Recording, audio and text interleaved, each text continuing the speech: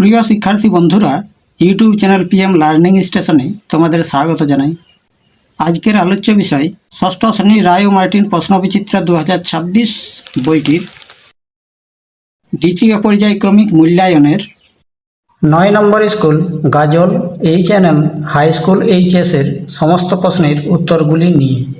Please তোমরা ভিডিওটি like করো, কমেন্ট করো এবং চ্যানেলে নতুন হয়ে থাকলে প্লিজ চ্যানেলটি একবার সাবস্ক্রাইব করে দিও। তাহলে আর বেশি কথা না বলে শুরু করা যাক।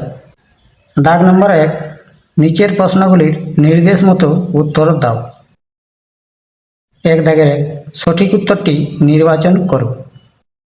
1.2 গুণিত 0.8 গুণিত 10 সমান সমান সঠিক উত্তরটি হবে 9.6।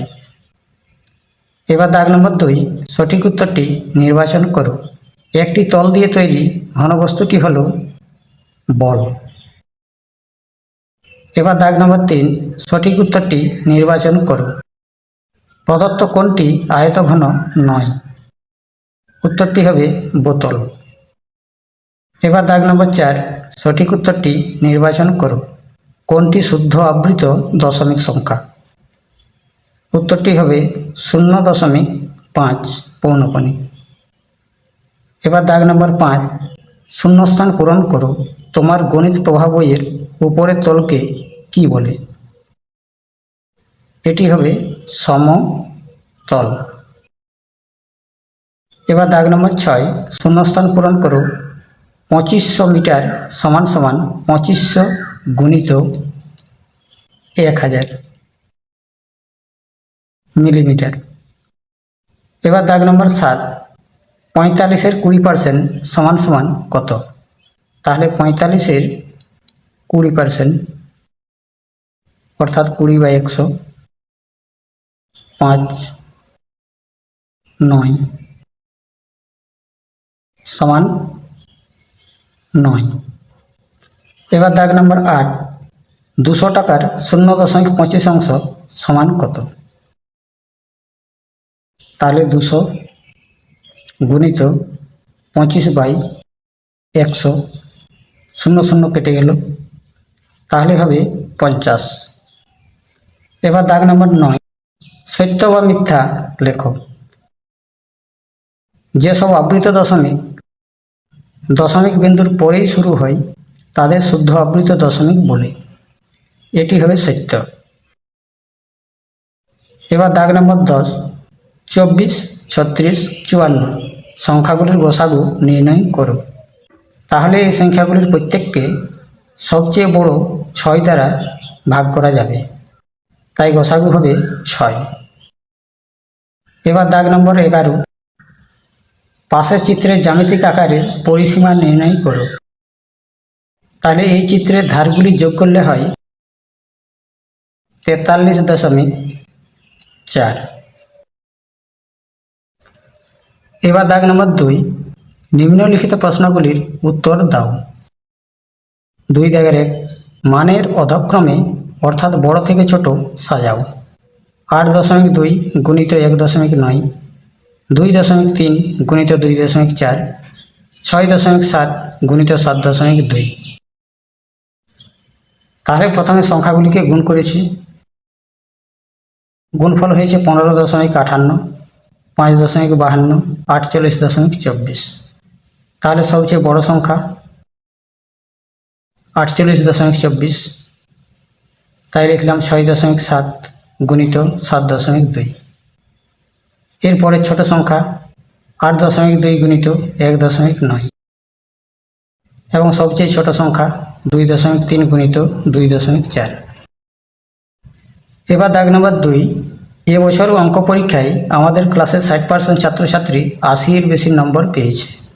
আমাদের ক্লাসের মোট ছাত্রছাত্রী 50 জন হলে কতজন ছাত্রছাত্রী 80-এর বেশি নম্বর পেয়েছে?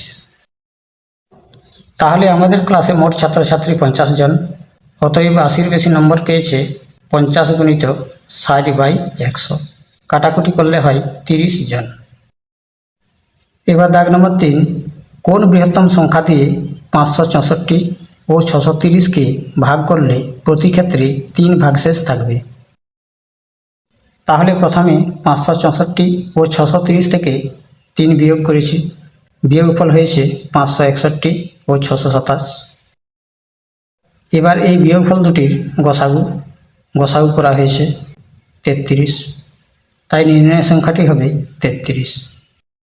এবার দাগ নম্বর 4, পাশের জ্যামিতিক আকারের পরিসীমা নির্ণয় করো।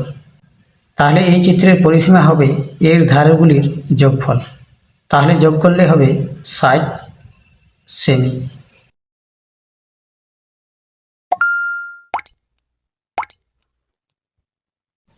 এবার দাগ নম্বর 3, নিচের প্রশ্নগুলির উত্তর দাও। 3 দাগের 1, রোহনের দাদা বাড়ি থেকে সাইকেলে চেপে বাজারে পৌঁছতে 1.4 ঘন্টা সময় নিল।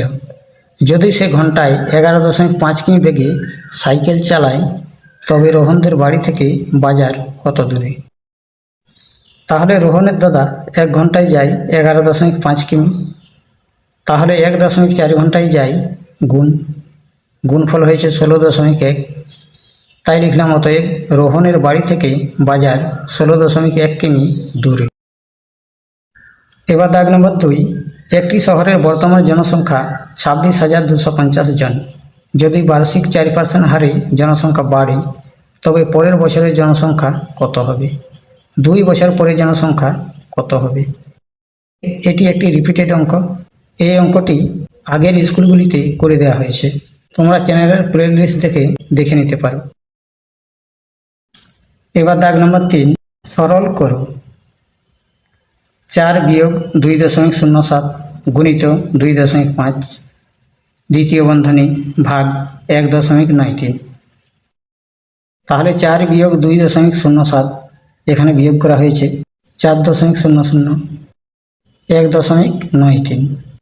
তাহলে 1.93 গুণিত 2.5 ভাগ 1.93 সমান সমান 1.93 গুণিত 2.5 বাই 1.93 কেটে গেল, তাহলে রইল 2.5। এবার দাগ নম্বর 4, এক বিশেষ ধরনের পিতলে 70% তামা ও বাকিটা দস্তা আছে। 20 কিগ্রা এই রকম পিতল তৈরি করতে কত কিগ্রা দস্তা লাগবে? তাহলে এই বিশেষ ধরনের পিতলে তামা আছে 70%, দস্তা আছে বাকি 100 বিয়োগ 70 সমান 30%। অতএব এই রকম 20 কিগ্রা পিতলে দস্তা থাকবে 20 গুণিত 30 বাই 100, কাটাকুটি করলে হয় 6 কিগ্রা। এবার দাগ নম্বর 5, 6, 8, 10 ও 12 দিয়ে বিভাজ্য এমন একটি সংখ্যা লেখো যেটি 300 ও 500-র মধ্যে থাকবে। তাহলে প্রথমে 6, 8, 10 ও 12 এদের লসাগু করেছি, লসাগু হলো 120। তাহলে নির্ণয় সংখ্যাটি হবে 120-র গুণিতক, যেগুলি 300 ও 500-র মধ্যে থাকবে, তাই সংখ্যাটি হবে 360। এবার দাগ নম্বর 6, একটি ইঞ্জিনের সামনের চাকার পরিধি 1 মিটার 14 ডেসিমিটার এবং পেছনের চাকার পরিধি সামনের চাকার পরিধির 2.5 গুণ। হিসাব করো কমপক্ষে কত পথ গেলে চাকা দুটি একই সঙ্গে পূর্ণ সংখ্যক বার ঘোরা সম্পূর্ণ করবে। তাহলে এই অঙ্কটিও একটি রিপিটেড অঙ্ক, আগের স্কুলগুলিতে করে দেওয়া হয়েছে, প্লিজ তোমরা দেখে নিও। এবার দাগ নম্বর 7, তোমাদের পরিবারের মোট মাসিক খরচের 4,750 টাকা খাওয়ার খরচের জন্য ব্যয় হয় এবং অন্যান্য খরচ হয় 5,900 টাকা। যদি খাওয়ার খরচ 10% বাড়িয়ে অন্য খরচ 16% কমানো হয় তাহলে মোট মাসিক খরচ বাড়বে না কমবে? তাহলে এই অঙ্কটিও একটি রিপিটেড অঙ্ক, আগে করা হয়েছে, তোমরা দেখে নিও। এবার দাগ নম্বর 8, দুটি সংখ্যার যোগফল 384 এবং সংখ্যা দুটির গসাগু 48, সংখ্যা দুটি কী কী? প্রথমে 48 দ্বারা 384কে ভাগ করা হয়েছে, ভাগফল 8। এবার 8কে কতগুলি পরস্পর মৌলিক সংখ্যার যোগফল রূপে প্রকাশ করা হয়েছে। 8 সমান 1 + 7, 8 সমান 3 + 5। তাহলে সংখ্যা দুটি হবে 48 গুণিত 1 সমান 48 এবং 48 গুণিত 7 সমান 336, অথবা 48 গুণিত 3 সমান 144 এবং 48 গুণিত 5 সমান 240।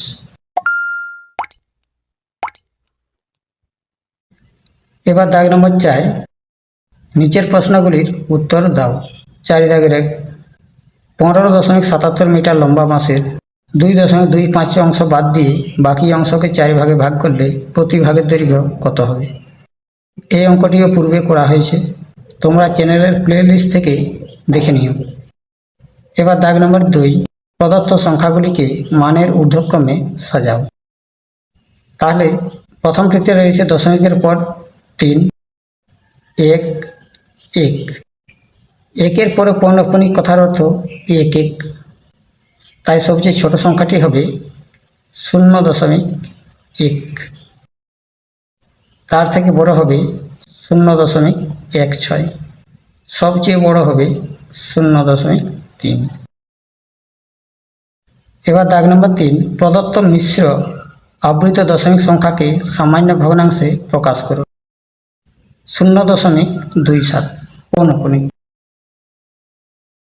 তাহলে 0.27 পৌনঃপুনিক সমান সমান 27 বিয়োগ 2, যার মাথায় পৌনঃপুনিক নেই সেই সংখ্যা বিয়োগ, বাই একটির মাথায় পৌনঃপুনিক তাই একটি নয়, একটির মাথায় পৌনঃপুনিক নেই তাই 0, সমান সমান বিয়োগ করলে হয় 25 বাই 90, 5 দ্বারা কাটলে হয় 5, 18 সমান 5 বাই 18।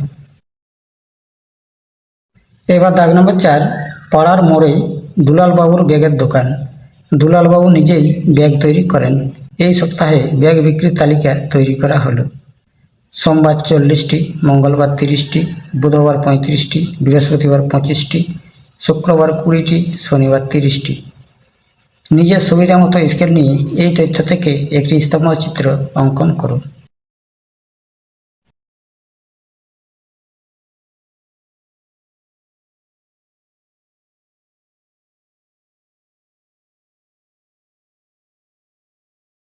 এবার দাগ নম্বর 5, সংখ্যা রেখার সাহায্যে যোগফল নির্ণয় করুন। +6 -11, তাহলে প্রথমে +6, 6 ঘর, এবার -11, এখান থেকে -11 ঘর, তাহলে হলো -5, তাই উত্তরটি হবে -5। এবার দাগ নম্বর 6, প্রদত্ত আবৃত দশমিক সংখ্যার মধ্যে কোনগুলি শুদ্ধ আবৃত দশমিক এবং কোনগুলি মিশ্র আবৃত দশমিক পৃথক করো। 5/6, 34/510, 52/41, 15/18।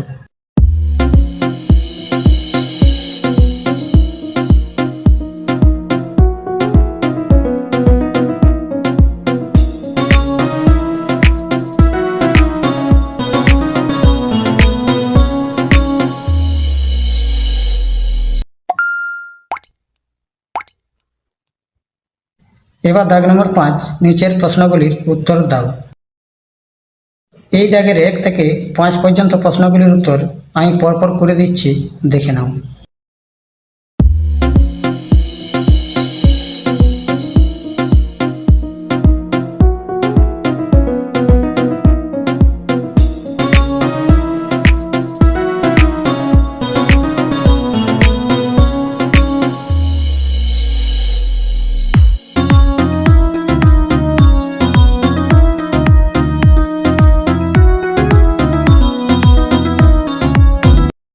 এবার দাগ নম্বর 6, ফাঁকা ঘর পূরণ করুন। ঘনবস্তু ঘনক, ভূমি সমতল,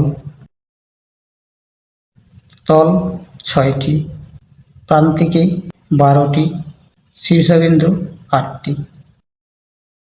এবার দাগ নম্বর 7, ছবির সঙ্গে ঘনবস্তুর নাম মিলিয়ে কোনটি ঘনক কোনটি চতুস্তলক লেখো।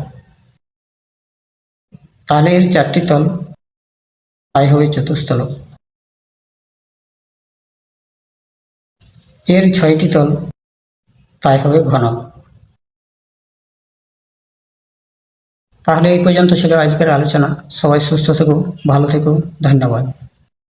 Subscribe, please.